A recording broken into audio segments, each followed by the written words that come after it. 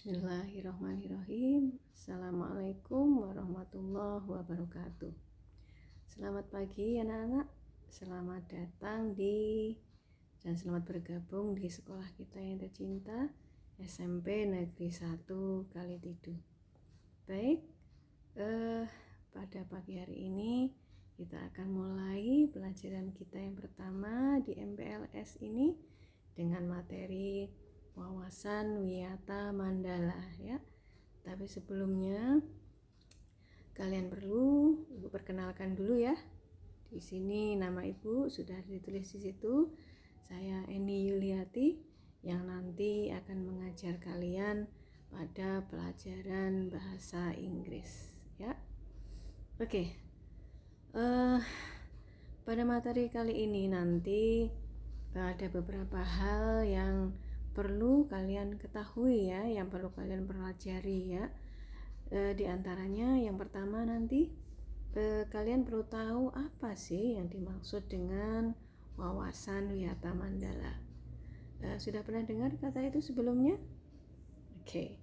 Kemudian yang kedua lagi nanti unsur-unsur wawasan wiyata mandala itu apa saja sih ya.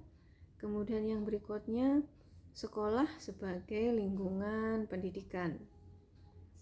Next, yang keempat, bagaimana ya cara mewujudkan wawasan wiyata mandala? Kemudian apa ya peran guru dan murid? Dan yang terakhir nanti adalah usaha preventif dan represif. Oke, are you ready?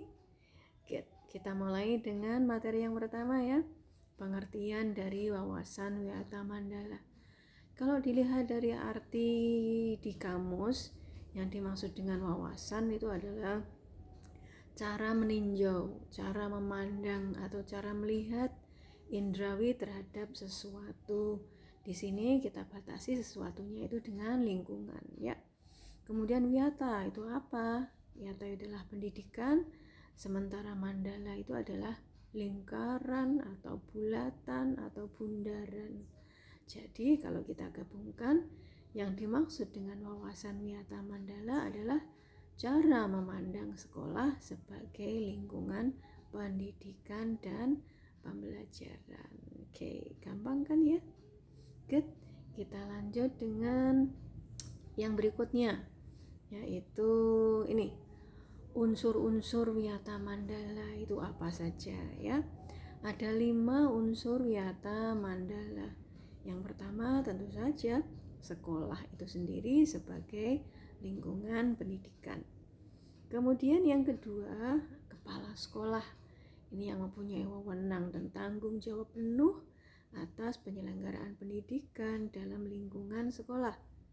Siapa lagi? Yang ketiga adalah guru dan orang tua siswa. Yang hubungan antara keduanya ini tentu saja harus sangat serasi. Kemudian yang keempat, warga sekolah, dan yang kelima adalah warga masyarakat. Ya, itu ya. Jadi 5 unsur wiyata mandala. Kemudian yang berikutnya, kalau sekolah itu sebagai lingkungan pendidikan dan pembelajaran, maka sekolah mengemban misi pendidikan. Oleh karena itu, sekolah tidak boleh digunakan untuk tujuan-tujuan di luar bidang pendidikan. Sekolah harus benar-benar menjadi ciri khas masyarakat belajar di dalamnya. Sekolah terus-menerus menggali, mengenal, memahami, menyadari, menyampaikan nilai-nilai positif yang ada pada sekolah. Dan sekolah ini yang paling penting ya, harus bisa menjadi suri tauladan masyarakat sekitarnya karena misi pendidikannya itu. Nah, sekarang bagaimana cara mewujudkan wawasan wiyata mandala? Ada 5 komponen penting juga. Yang pertama adalah peran kepala sekolah itu sendiri, peran guru, peran sivitas akademika, peran murid, dan peran masyarakat sekolah. Tapi pada kesempatan ini kita hanya akan batasi pada 2 poin saja ya, yaitu peran guru dan peran murid. Oke. Peran guru. Nah, apa saja perannya ya. Guru bisa menjunjung tinggi martabat dan citranya, baik sikap dan tingkah lakunya. Kemudian menjadi tauladan di masyarakat. Guru harus memimpin baik di lingkungan sekolah maupun di luar sekolah. Dan yang keempat, guru itu harus bisa digugu dan ditiru, dipercaya oleh diri sendiri, terlebih juga oleh warga masyarakat. Nah sekarang, peran kalian sendiri sebagai murid apa saja? Ya, yang pertama adalah mentaati tata tertib yang berlaku di sekolah tanpa kecuali, hormat dan sopan kepada guru dan warga sekolah yang lain, hormat dan sopan kepada teman belajar yang tekun, menyelesaikan tugas yang diberikan oleh guru, menjaga nama baik keluarga dan sekolah dimanapun kalian berada, menjaga dan memelihara fasilitas belajar dan mengajar.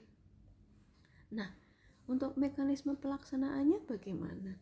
Ada 2 langkah, yaitu yang pertama pada tahap preventif atau pencegahan ya. Itu diantaranya bisa dengan memelihara sekolah melalui 7K, menciptakan suasana harmonis antara warga sekolah, membentuk jaring pengawasan, menghilangkan bentuk peloncoan saat MPLS ya, pada saat kalian seperti ini, mengisi jam kosong dengan kegiatan ekstrakurikuler, meningkatkan keamanan dan ketertiban saat berangkat dan usai sekolah. Sementara untuk tahap represifnya, yaitu bisa dengan cara mendamaikan pihak yang terlibat perselisihan. Yang kedua, menetralisir isu negatif yang berkembang, berkoordinasi dengan pihak keamanan bila ada kriminal di sekolah, penyelesaian kasus secara hukum terhadap kasus yang melibatkan pihak luar sekolah, mengadakan bimbingan dan penyuluhan, dan yang terakhir, memberikan sanksi sesuai tata tertib yang berlaku. Oke? Demikian itu tadi anak-anak sekilas penjelasan Ibu tentang wawasan Wiyata Mandala. Kalian bisa mengulang-ulang video ini untuk memperoleh pemahaman yang jelas, atau mungkin di situ Ibu sudah memberikan 2 link ya. Kalian bisa membuka 2 link tersebut kalau penjelasan yang Ibu sampaikan ini masih belum memuaskan. Kalian bisa belajar sendiri karena setelah poin ini akan ada tes ya, atau untuk pemahaman, untuk mengetahui sampai ke mana pemahaman kalian terhadap materi yang barusan Ibu sampaikan. Selamat belajar anak-anak, semoga tetap sehat dan dalam lindungan Allah Subhanahu wa Ta'ala. See you next time. Thank you for your attention. Assalamualaikum warahmatullahi wabarakatuh.